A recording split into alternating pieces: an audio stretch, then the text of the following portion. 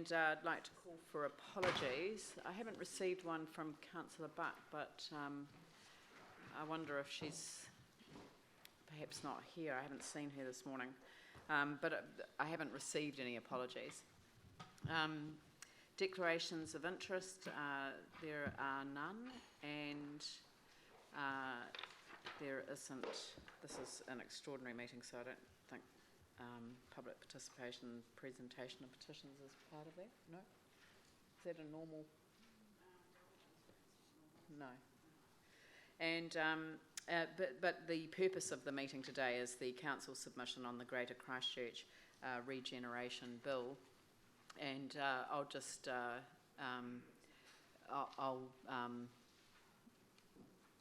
move the recommendation.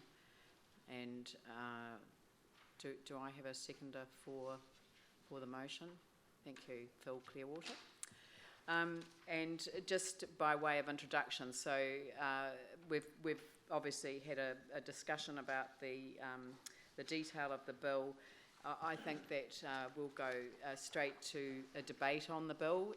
I know that councillors have got specific issues that they'd like to focus on, so we'll do that during the course of the debate. I'll be a little bit more flexible than perhaps the 3-minute rule would normally allow. And I just want to kick things off briefly, just to say that the purpose of today's meeting is to talk about the council's submission to the Greater Christchurch Regeneration Bill. And I think that the point that I want to make, and it's kind of like the statement that's at the beginning of it, which is regeneration is not what governments do for cities, it's what cities do for themselves. And I've been giving the odd speech of late, the climate change one on Saturday, and a couple of others where I've spoken about my favourite book, of course, which is If Mayors Ruled the World. And and I know everyone laughs every time I say the title of that book because they're assuming that I want to rule the world. The purpose, what lies behind the book, though, is this understanding that the boundaries between countries are literally political lines on maps when it comes to things like disease, when it comes to things like global terrorism, when it comes to things like the global financial crisis. These cross boundaries, because there is nothing to protect against them when you're talking about a political line drawn on a map. But when it comes to the resilience to defeat the spread of disease, to defeat global financial crisis or global terrorism, it is at the city level that resilience can be built, and that's why I've always regarded building resilience as one of the most important things that we can be doing as a city, because we can prepare ourselves, we can ensure that people know how to interrelate with each other in order to protect themselves against a whole lot of things that can't be protected against from a government level. And that's why I say that regeneration is not what governments do for cities, it's what cities do for themselves. The government has introduced the Greater Christchurch Regeneration Bill in response to a call for a step change. For the next step in our recovery as a city, we move from the immediate response and recovery phase now to a regeneration phase. We shift from central government control to local leadership and local decision making, engaging the community in a process through an organisation here in Christchurch City called Regenerate Christchurch. We will soon be announcing the chair of Regenerate Christchurch, and I think that's going to give people a real sense of confidence that the Crown and the Council are now working in unison. And I think that that's going to send a very powerful message to the people of Christchurch, a joint agency, genuinely joint. I know that the bill says that the minister appoints for a certain period and the mayor appoints for a certain period, but we've agreed between us that we'll jointly appoint the chair of Regenerate Christchurch, and I think that's going to send an incredibly powerful message. So what we're signing off on today is part one of the submission. I should make the point that we are going to make an oral submission, and when we get to item number 4, actually, if we could add in there, nominates the Mayor and the Chief Executive to speak to the submission on behalf of the Council. I think that when we appear in front of the Select Committee, we will be able to expand on our submission, so I'm not too worried about expanding on it, but I know that some councillors want to raise some particular issues that they'd like us to draw to the Select Committee's attention, and I encourage people to raise those now in the debate.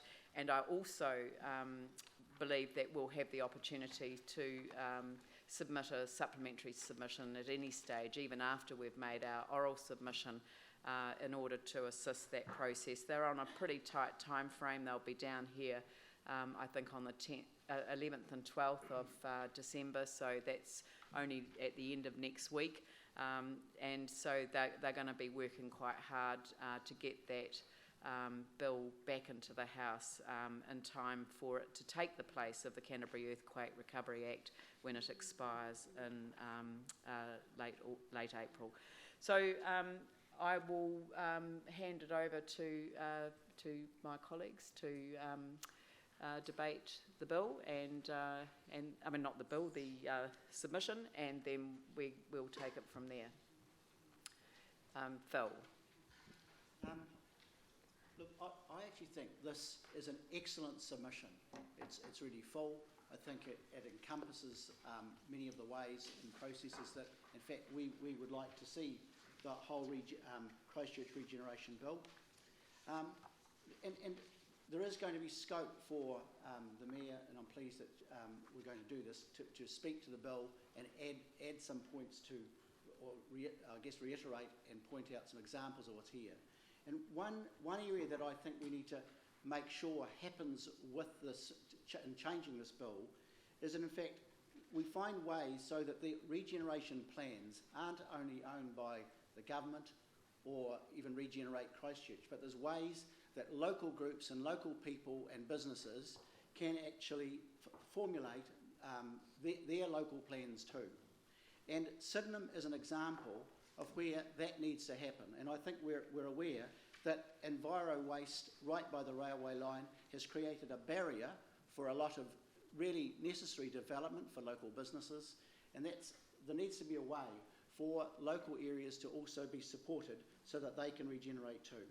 So, and I think that's where our submission refers really clearly that there needs to be more recognition of the role of local government, and including aspects of consultation and engagement, and the bill does that. So I think our submission is really good and strong. It points to the need for a strong collaborative approach with central government, and as I think in 702, what we need to happen from this bill and to happen for Christchurch now is to have some joined up solutions, creating the best regeneration for our local communities too. Andrew.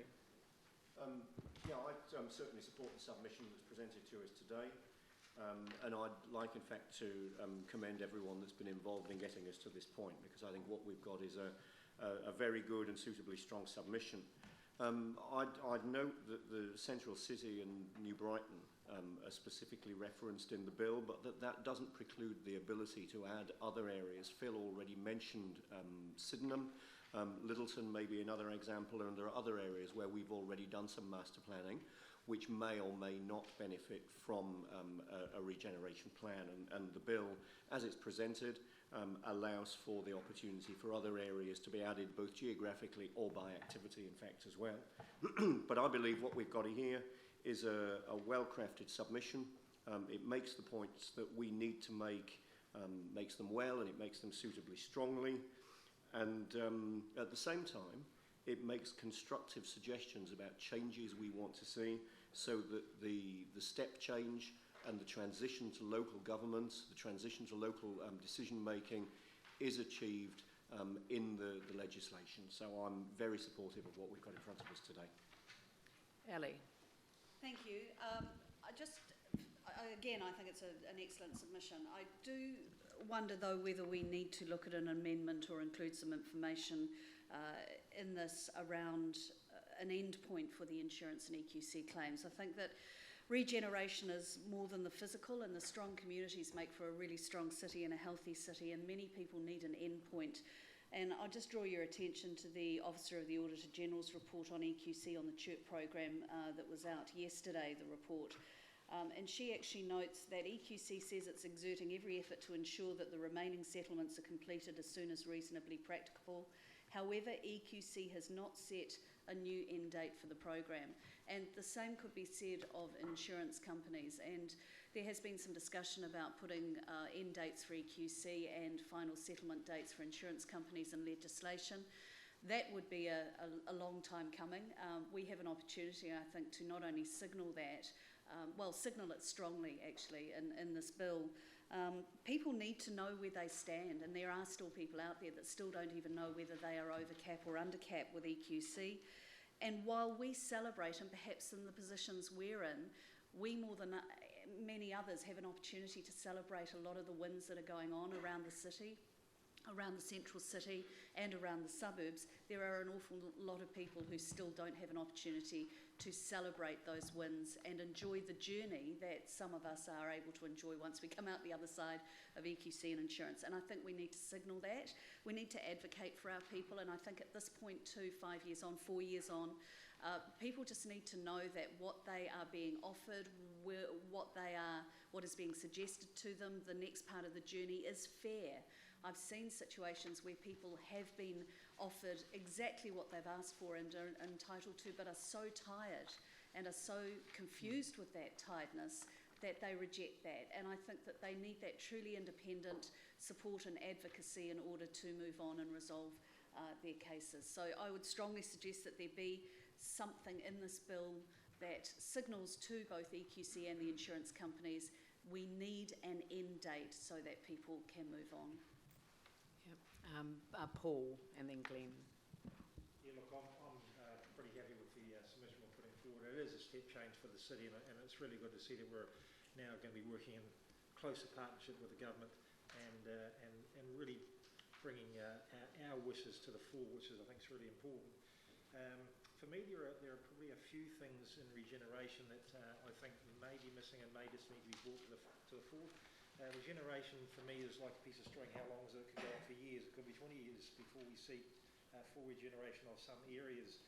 And with that in mind, you know, we've got derelict buildings. And it's not just in Central City, but it's actually across the city. We have other smaller business districts that actually have damaged buildings or empty sites. And it's the maintenance of those sites and making sure that we can encourage or enforce these land and property owners to ensure they do keep their buildings that are derelict or not in use, or their empty sites that are not built on in some form that actually it reflects well on the city. Because as I said, 20 years is a long time. If you've got an empty site that's blowing dust around the city or around one of the suburban areas, it's pretty unpleasant.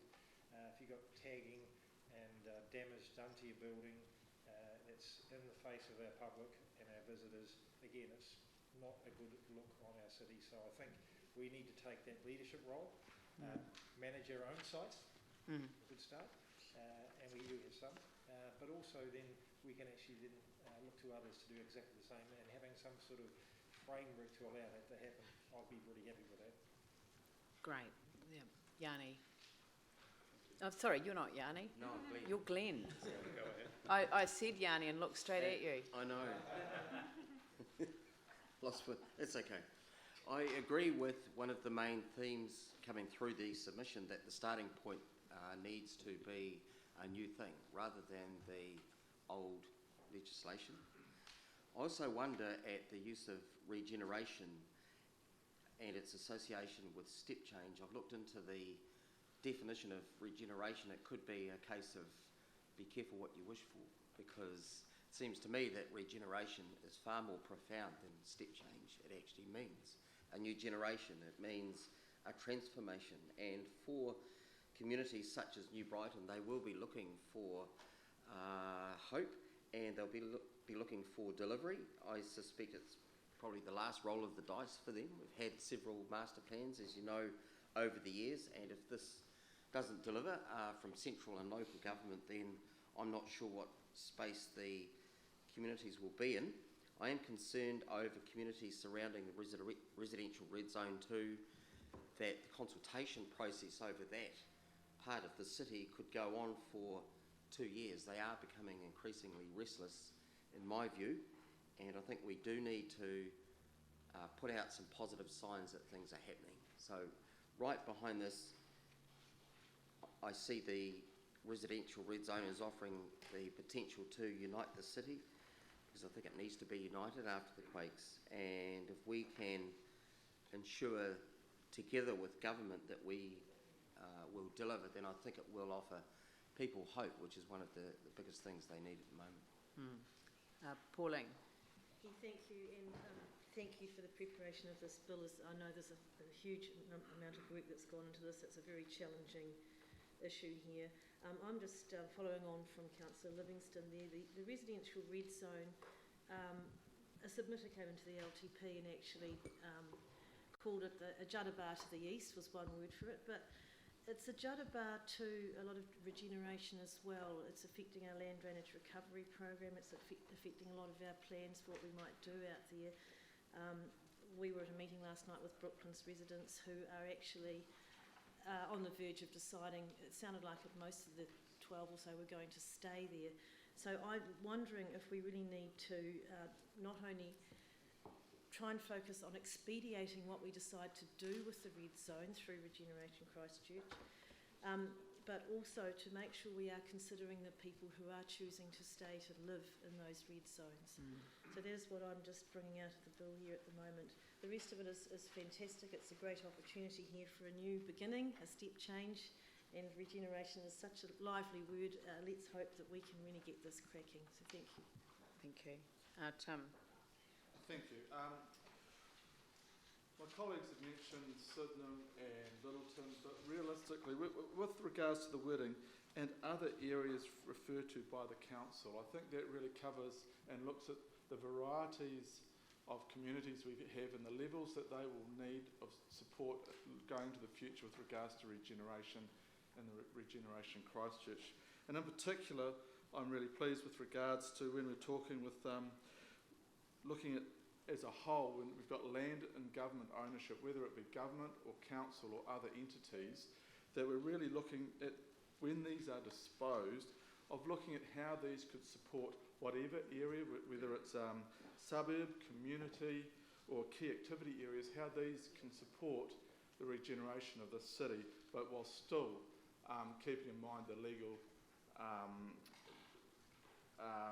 obligations that we are under. So I'm really, really pleased with this, and I think it's a really good move forward. And I also want to compliment council staff for the work that they've done on this document. Thank you. David. Thank you. I will support the motion, and I'd like to particularly acknowledge the authors of the submission for the great amount of work that they've done.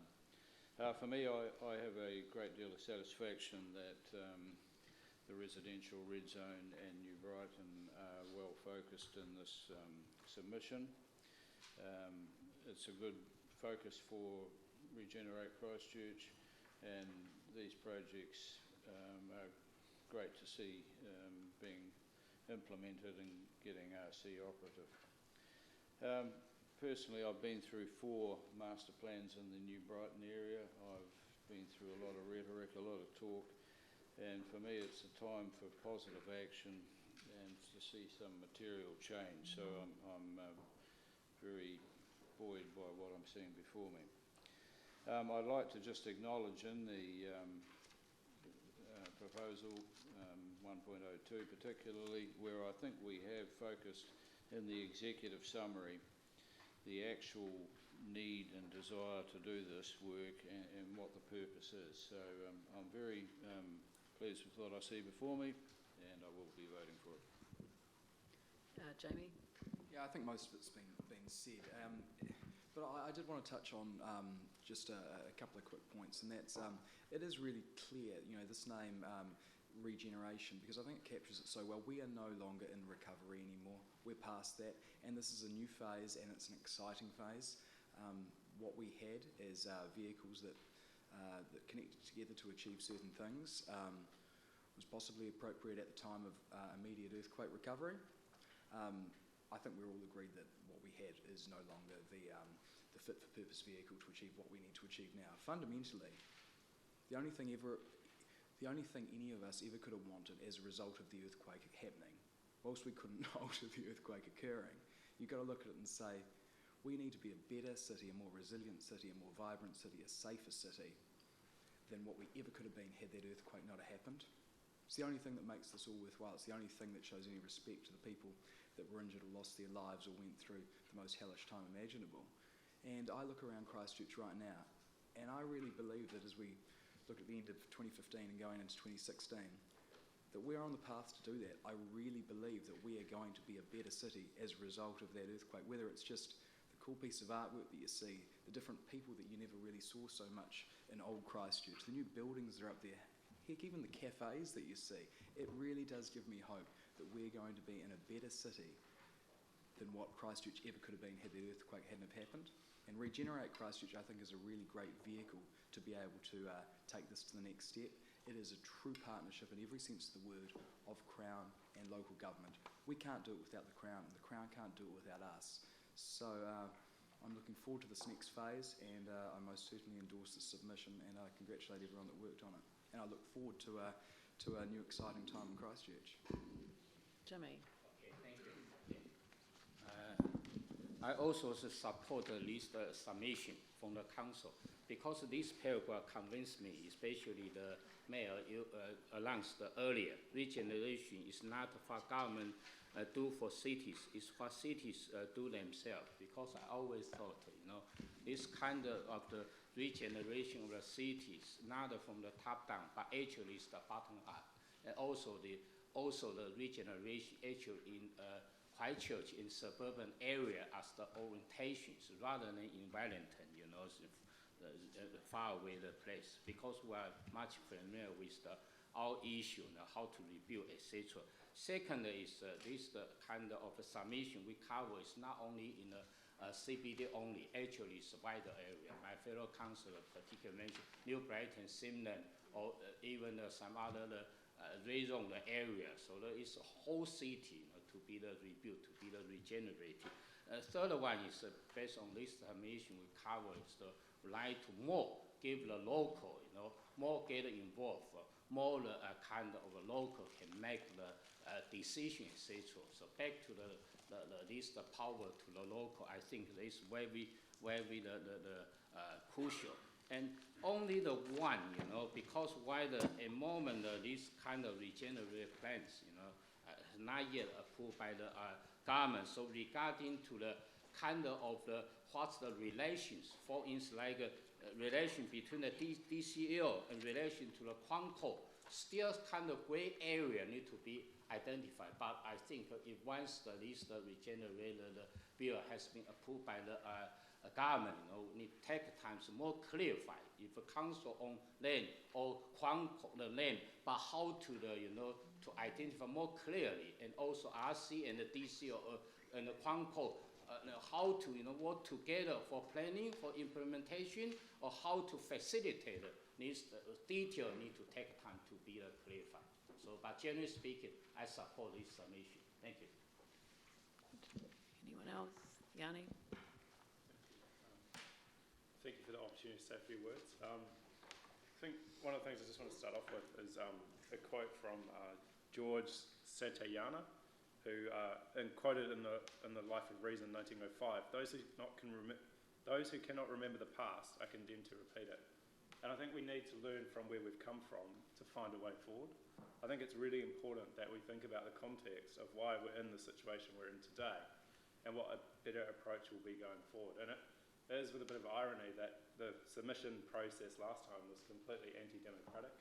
councillors were kept in the dark, and this time we actually had a much more open and transparent process around formulating a submission, actually having time to prepare a considered submission to a select committee, which is certainly not the opportunity that we were given previously. And there's a bit of an irony, because in that submission that I made in the personal capacity, I asked if we could actually appoint 50% of the community forum, and that the government changed the word consultation with council to partnership. And isn't it an irony that actually what we're talking about here, with the slight addition of one rep from Ngāi Tahu, is a joint 50-50 appointment to the Regeneration Christchurch board. So it's interesting to reflect on the ideas that were put forward at the time, dismissed, but actually where we've got to now. You were ahead of your time. I do think it's important to also reflect that the success of this bill and the success of the regeneration will be in its democracy. So we're moving from an autocracy to a democracy, and what we don't want to do is create more bureaucracy that gets in the middle. And I think the success of people having confidence and certainty in this process and in these boards that will be established through here, and the powers that will be conferred, are actually that they feel that they're involved and engaged in the decisions that are being made. And it's with that I raise the issue of the residents in the central city, the residents who live within the 4 Avs, and who actually have been subject to pretty awkward and confusing planning over the last 5 years. And you just reflect on the number of submissions that residents made, the percentage of people that ask for things like urban design, notification, to be involved when things affected their properties, for special amenity areas to be retained and restored and enhanced, and that was dismissed despite over 90% of the people that made submissions saying that that was something that they wanted in terms of the inner city. And it does seem to me that the council has a map of the central city which defines the community board delegated authority area, which includes the CBD and goes a little bit to the south to Morehouse. And it does seem to me that we should consider that actually that should be the central city for the regeneration, not the entire 4 Avs, which disenfranchises a huge number of residents from normal democratic decision making. I think those residents have been through 4 different planning exercises, a bit like my colleague Councillor East, who made reference to New Brighton, and I think it's fair to say that the outcome of those planning processes has not reflected the majority desires of those communities. Therefore, I can see no good reason to keep them within this planning context. I think it's better that we think about a return to normal democracy. I think we also need to think about a few other aspects to this legislation, and I guess if you look at it in the broadest context, if it's around empowering us to be able to ask for the help we need to do things in the extraordinary circumstances that we're faced with, then that's a really good principle. So it's not about someone telling us what we have to do, it's actually about us being able to say, we need help, and here's a way in which we think we can achieve it, and can you work with us to actually find a solution to doing something. It's also about looking at things like public transport. We as a city should be in control of public transport. The fact that we have a competitive environment for a public transport in a post-earthquake environment is bizarre. And so we've got an opportunity through this legislation to do a lot more than just planning for physical built form, but actually planning for social services, planning for housing, planning for transport, all key things and services that make up a city and help a community. And I think there is an opportunity through this legislation, if we work with it, to actually get some of those things happening. I do also make the point that, you know, I've asked our staff to look at a bylaw for vacant properties or derelict properties, properties that have been left at the whim of protracted insurance negotiations or for whatever reason haven't been upkept. And I think there is a kind of issue here that actually we do need to start saying to government that you have to have some legislative thought given to requirements on insurance companies to settle in a timely manner, to deal with people in good faith and not allow them to just have this open-ended process. And I guess council is a very good example of someone who, despite being nearly 5 years on from the disaster, we're still to resolve our insurance issues in any substantial way. So I think there's an opportunity through this legislation. I've got some concerns about some of the aspects to it. I think that's going to be addressed through the delegated authority to the other committee to address. I think we do need to get some clarity around what's happening with our district planning, and I'm still not quite sure where things have got to with that, but it does seem to me the last thing we want to do is create another separate district planning process away from local decision making. And the final point I'll make is that we can't forget about the ability to have actually certainty around what projects are going to be delivered by who and how they're going to be paid for. And the one reflection that I leave you with is that if we'd sorted out at the start of the process who was responsible for making decisions on things like the Central City projects and how they would be funded before they were announced, I think we'd see a lot more progress today rather than the situation we're in, which has come under recently a bit of criticism. Thank you. Thank you very much.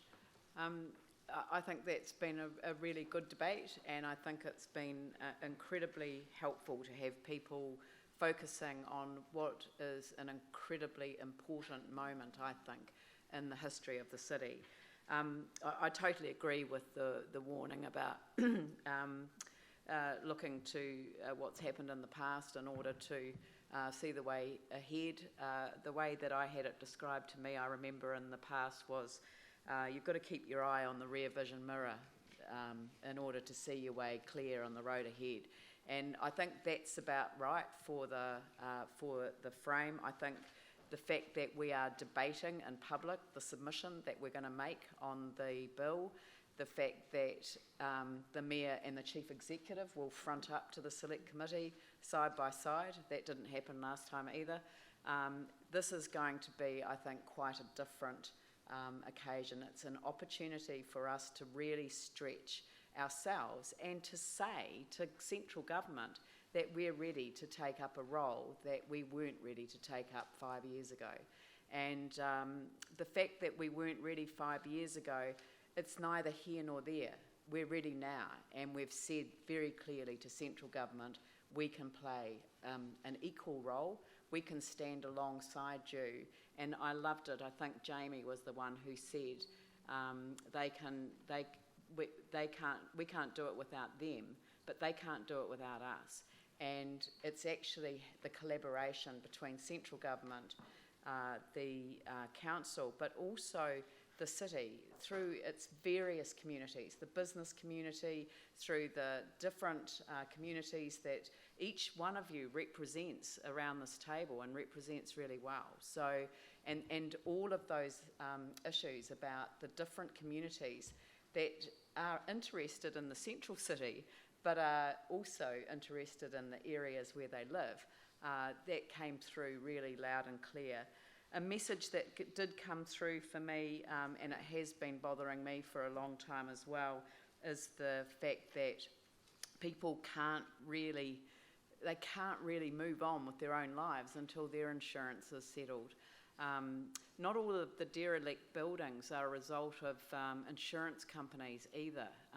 There are obviously negotiations going on between different parties, and I do think though that the points that both Yanni and Paul have raised about the need to get on top of the derelict buildings is really important, because I think they send a really negative message about our city and its state of progress.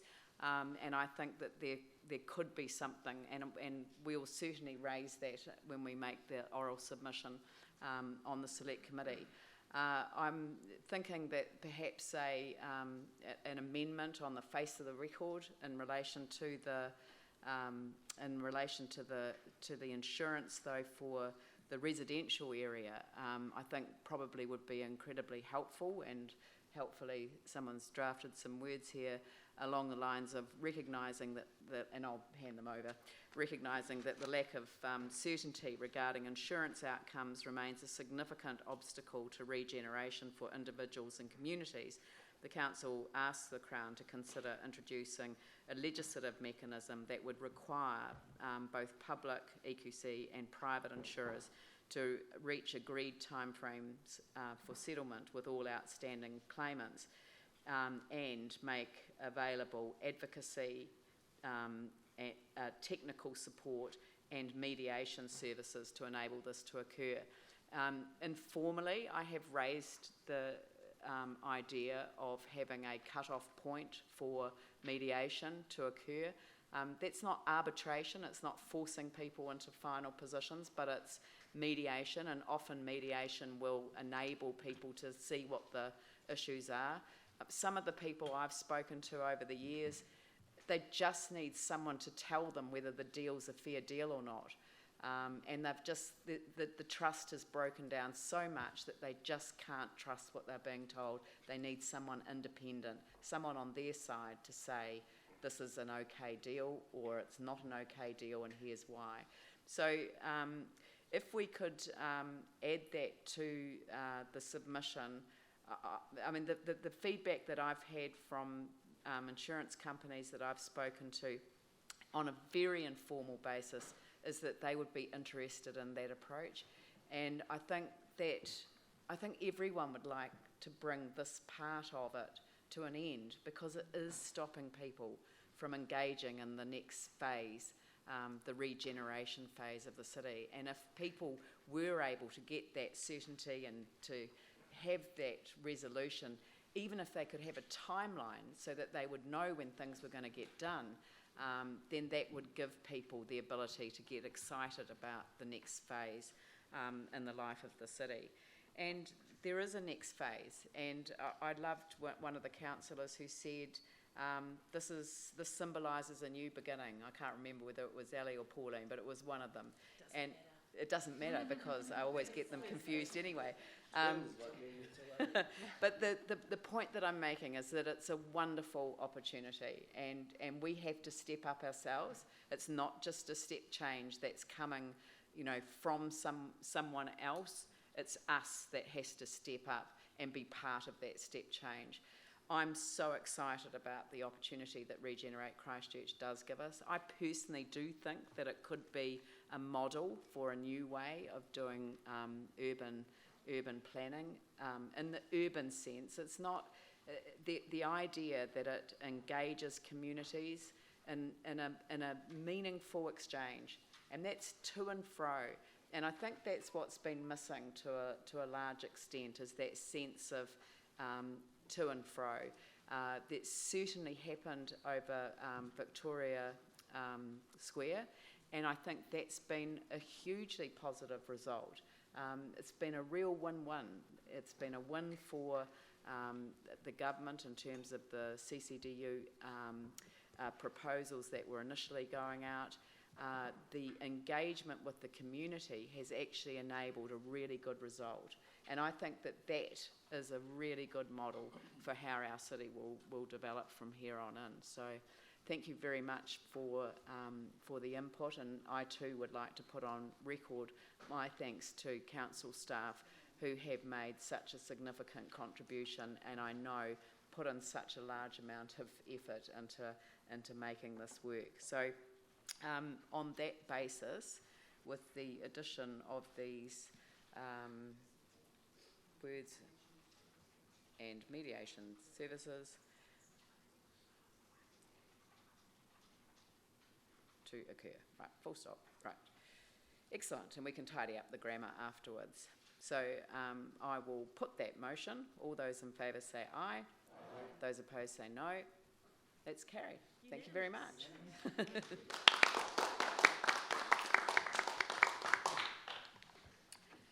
Right. And on that note, can I have a mover and a seconder for an apology from Councillor Buck, which did come through in the end, and I think it was just late coming through. Tim and Phil, I'll put that motion. All those in favour say aye. Aye. Those opposed say no. That's carried, and I will declare the meeting closed. Thank you very much. Thank you.